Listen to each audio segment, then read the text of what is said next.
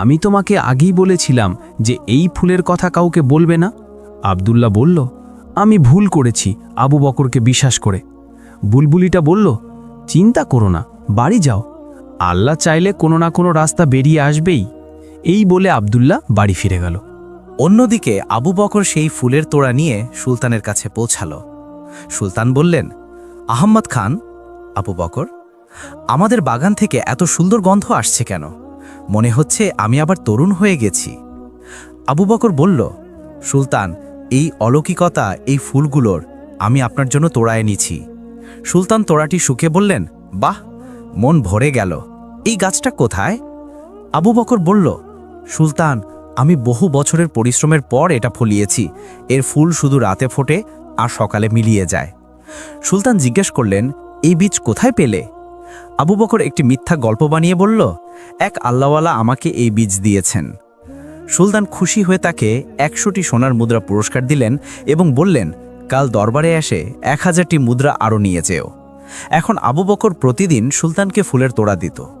সুলতান খুশি হতেন আর মনে করতেন তিনি আবার তরুণ হয়ে যাচ্ছেন। এদিকে আব্দুল্লাহ একজন ব্যবসায়ীর কাছে দিন মজুরের কাজ করে দিন কাটাচ্ছিল।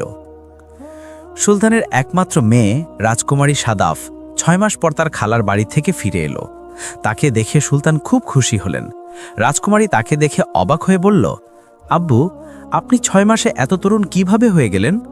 সুলতান বললেন, একটা জাদুর কাঠি পেয়েছি, এখন বিশ্রাম নাও, পরে কথা হবে।